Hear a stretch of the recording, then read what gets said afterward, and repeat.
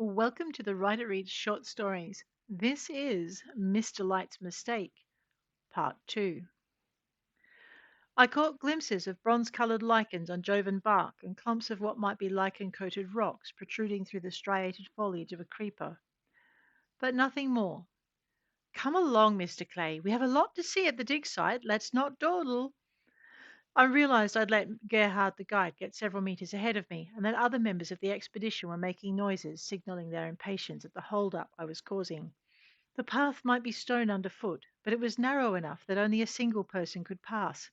I was slowing everybody down, and they weren't happy.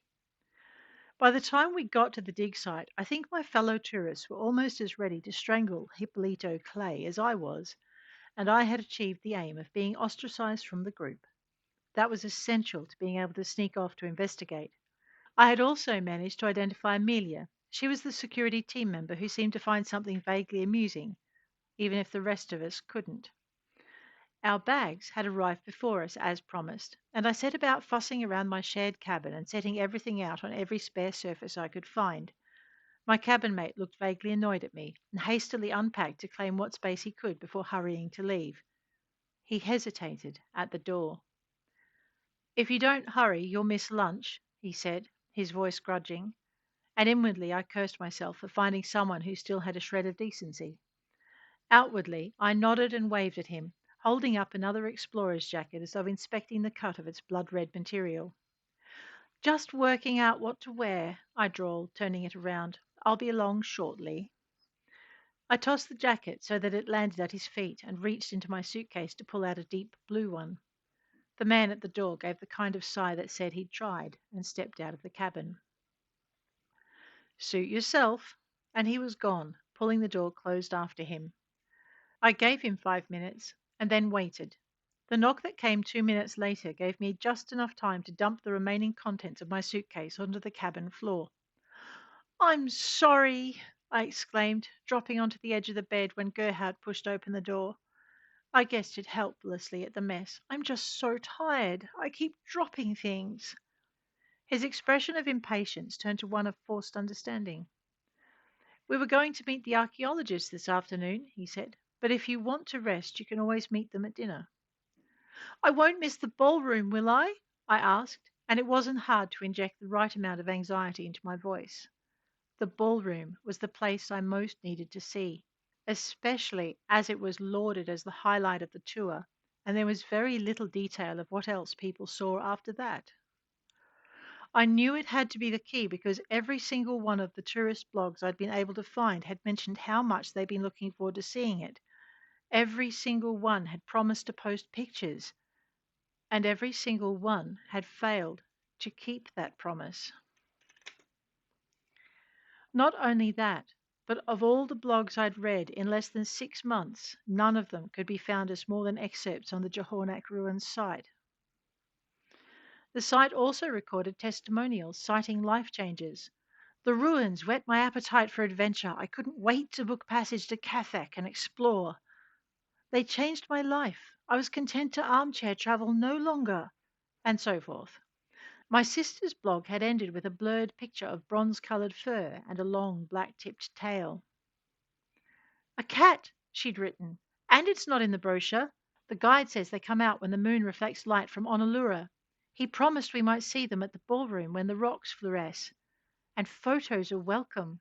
There are prizes for the best ones taken. I'll let you know how I go." She never did, nor did she post any pictures on her blog afterward. While that alone would have worried me, what made me fear the worst was the way she didn't update her blog with news of her plans to travel, followed by the way the blog quietly vanished from the net with no explanation. And then Odyssey had lost an operative. He had infiltrated Johornak Incorporated's staff at the request of the Wildcat security firm. It had just had its contract extended, but the terms were concerning and they suspected something was up. The operative's body was found in a sleeper pod loaded onto a luxury liner destined for one of the colonies. The only reason anyone thought to look aboard it was because I'd been scanning the flight paths of any ship that went anywhere near Johornak, and it had stopped to resupply during the window in which Coolan's folk had reported a missing man. Don't ask me what he was doing with my sister's photograph in his underwear. I haven't worked it out yet. You won't miss the ballroom, Gerhard said, his voice breaking into memory. Honolulu doesn't come into alignment until tomorrow. I remembered Hippolyto's phobias. And there won't be, we won't need to. Gerhard proved to be as attentive of his customers as Mr. Light. No, Mr. Clay, there won't be any bridges or heights. We can reach the ballroom by following a series of tunnels and corridors like valleys. You'll be fine. I pretended relief and sagged with an exaggerated sigh. Thank you, Gerhard. In that case, I think I will rest if you don't mind. What time should I set my alarm for? We'll send someone to wake you, he replied. And I thought I detected an expression of relief beneath the layer of professional interest he'd plastered across his features. Would you like lunch sent over? I waved a hand, then stopped, as though changing my mind. If it's not too much trouble, I said, belatedly admitting, I am a little peckish. Someone will be here shortly. If you're all right, I need to get back to the others. Yes, yes, I'll be fine. Thank you for coming to check on me. You're very welcome, he said, and quietly left. I sat on the edge of the bed and looked at the clothes scattered all about the floor. I was still staring at them despondently when lunch arrived. Room service, called a woman's voice, and then Amelia stepped into the cabin.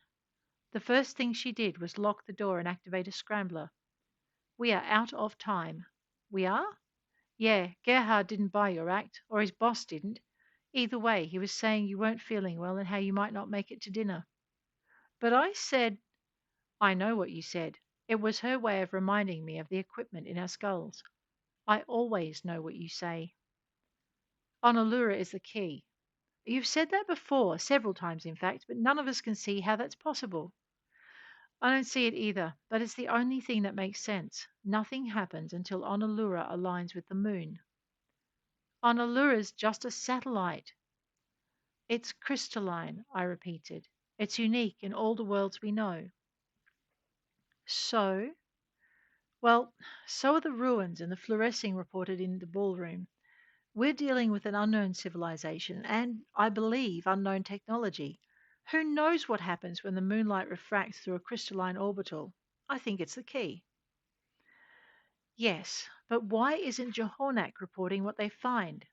Why a tour group only once a year? They could make a killing here. I opened my mouth to follow her line of thought, but a loud beeping made me close it again. Damn. Damn indeed. The beeping in our skulls was a proximity alarm. Someone was coming. You're supposed to be unconscious, Mr. Light told me, and switched off the jammer. I obliged, knocking the drink on my tray into the food and then tipping the plate. I tried not to feel too guilty as I slumped sideways and let the tray fall to the floor. Took you long enough, you pig, Mr. Light exclaimed, and began cleaning up the spill. I did my best to mimic loose-limbed unconsciousness as the door opened, and I felt Mr. Light bump against me. The sharp sting of an auto-injector punching its way through my safari outfit was a surprise, and I almost swore. You twitched, echoed through my mind as the drug dragged me under. Double duh. I came to the next day, but I did come to. To my surprise, I wasn't bound, although the floor beneath me felt like it was bare cold stone. I kept my eyes closed and tried to ignore the low-level nausea roiling through my gut. Breathing in, I smelled the air. It was dank. Caves the galaxy wide had the same tang, even if none of them smelled exactly alike. Right, well, that was no surprise. I noticed a dull glow beyond my eyelids and figured I wasn't completely in the dark. That could be a plus. And then I heard voices. There was something familiar about the voices. I cracked an eyelid to see what might lie beyond. The fact I'd been right about being in the caves gave me little satisfaction, especially as where I was wasn't a natural cave. It was a squared off room that looked like it had been cut out of solid rock. There was no sign of stone blocks or mortar. If I'd had to guess, I'd say it had been laser cut. Well, no way out there. I turned to inspect the silver bars running vertically across the front of the cell. Cool to the touch, I searched my pockets for something to test the metal with. Nothing. The steel buttons on the front of my shirt would have to do. They didn't leave a mark. Not a soft metal, then. I shook each bar, but they didn't budge, so I looked for a door, for hinges, for a lock, and didn't find anything of the sort. The voices became clearer, and I could identify members of the tour group. They were chattering in whispers, talking about the alignment, wondering what they might see. One of the women was asking if it was okay to take photographs, and she was assured it would be fine. Happy sounds echoed up the corridor, and I slapped at the bars in frustration. Ah, you're awake. Gerhard appeared from around a corner. What am I doing here? I demanded in my best Hippolyto voice. Well, that might work if we hadn't traced you to Odyssey, Gerhard said, but I doubt you're the multi-trillionaire you claim, particularly when he's in a rehab facility we can't get into. I stared at him, keeping my face as blank as possible. Gerhard stopped outside the cell.